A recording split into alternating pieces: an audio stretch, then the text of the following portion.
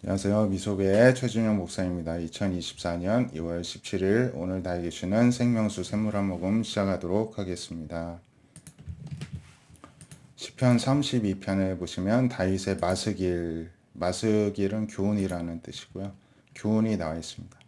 허물의 사함을 받고 자신의 죄가 가려진 자는 복이 있도다.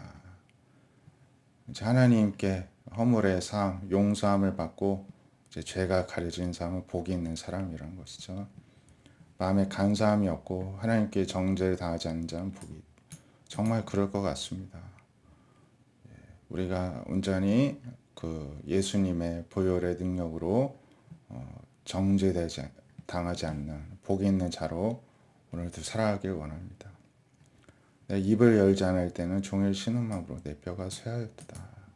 우리가 하나님께 나아가지 않으면요, 내 힘으로 우리 삶의 모든 순간들, 문제들을 버티려고 하면요, 우리 역시도 몸이 상하고 병들 수밖에 없는 것입니다. 주의 손이 죄하로 나를 누르시오니 내 진하기 빠져 여름 가뭄 같이 마름같이 되었나이다. 마치 삶의 현실이 악인들이 도전해오고 할 때에는 우리가 막 진짜 내 진액이 다 빠져나가는 것 같죠.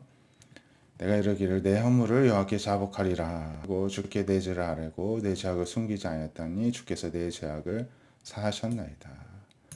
그런데 이제 내가 해결하려고 하지 않고 마치 내가 하나님께 입을 열지 않았던 이유도 하나님께 회개 기도를 하지 않았던 것으로도 볼 수가 있는데, 그럴 때는 하나님이 나를 누르는 것 같고 바짝 마른 것 같았는데 입을 열어서 내 허물을 하나님께 고백하고 자복하고 그리고 죄악을 숨기지 아니했더니 이 죄악을 용서해 주시고 살아날 힘을 얻었다는 것이죠. 이로 말미암아 모든 경건한 자는 주를 만날 길을 얻어 주께 기도하라. 홍수가 범람할지라도 그에게 미치지 못할 것이다. 이렇게 교훈을 주고 있습니다. 죄를 깨달을 때 늘 주께 기도하라는 것입니다. 그러면 용서해 주시고 지켜 주신다는 것이죠. 그래서 주님이 나의 은신처이시고 환난 중에서 나를 보호하시고 구원의 노래로 나를 두르십니다.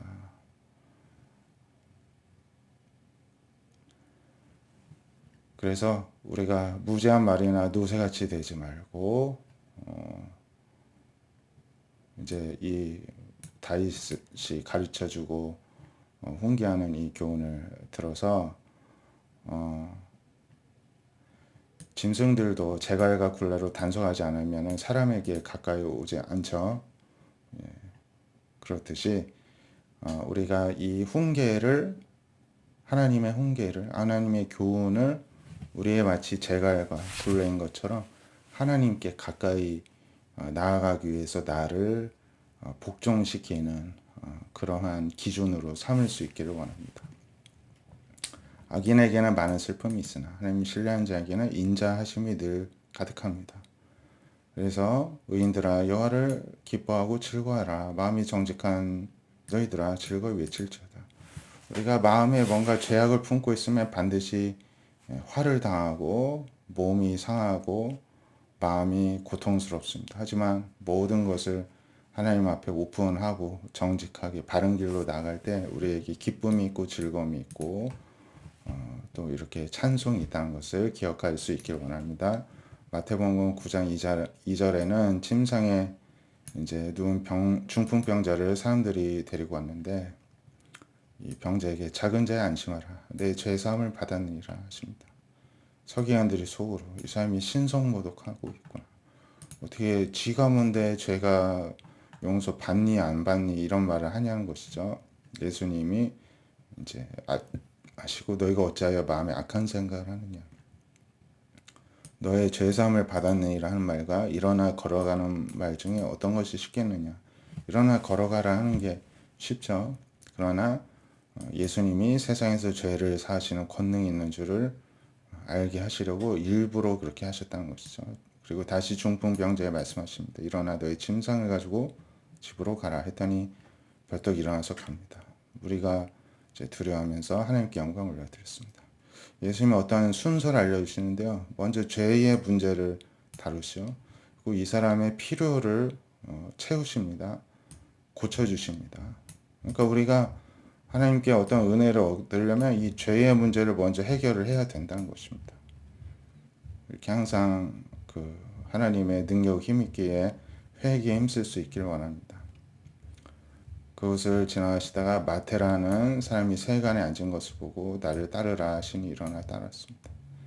그래서 마태의 집에 앉아 음식을 잡수실 때 많은 세리, 이제 동료들, 죄인들이 와서 함께 앉았더니 또 사람들이 수군거립니다. 예수님이 말씀하시기를 건강한 자에는 의사가 쓸데없고 병든 자에게라야 쓸데가 있다. 그래서 너희는 가서 내가 긍휼을 원하고 제사를 원하지 아니하노라 하신 뜻이 무엇인지 배워라. 나는 의인을 부르러 온 것이 아니라 죄인을 부르러 왔노라. 이렇게 하셨습니다. 이제 하나님의 마음, 또 사람에게 하는 마음, 결국에는 하나님 사랑, 이웃 사랑이 하나님, 예수님이 원하시는 우리들의 삶의 자세입니다. 믿음의 모습입니다. 그런 우리가 될 수 있기를 원합니다. 기도하겠습니다. 하나님께 늘 회개에 힘쓰게 하여 주시옵소서.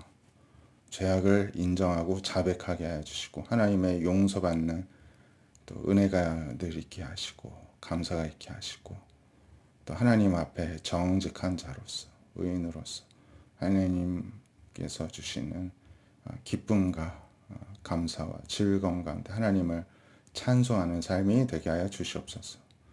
또한 하나님 앞에 나아갈 때에도 기도로 간구할 때에도 늘 우리 죄를 먼저 예수님의 보혈로 덮여지고 씻겨지고 이름으로 사함을 받기에 먼저 힘쓰는 우리가 되게 해주시고 그 다음에 예수님의 이름으로 간구할 때 하나님께서 우리에게 주시는 모든 병고침과 회복과 놀라운 역사하심을 경험하는 우리 모두가 되게 하여 주시옵소서. 내일도 주일 하나님 앞에 나아가 예배 드릴 때 하나님께서 또 베풀어 주시는 은혜와 또 회복과 감동과 감격이 있게 될 줄로 믿사오며 모든 또 은혜로 오늘도 함께 해주시는 예수님의 이름으로 기도드립니다. 아멘. 오늘도 또 내일 주일을 하나님께 예배드리는 시간을 사모하며 또 주말을 잘 마무리하시기를 축복드립니다. 감사합니다.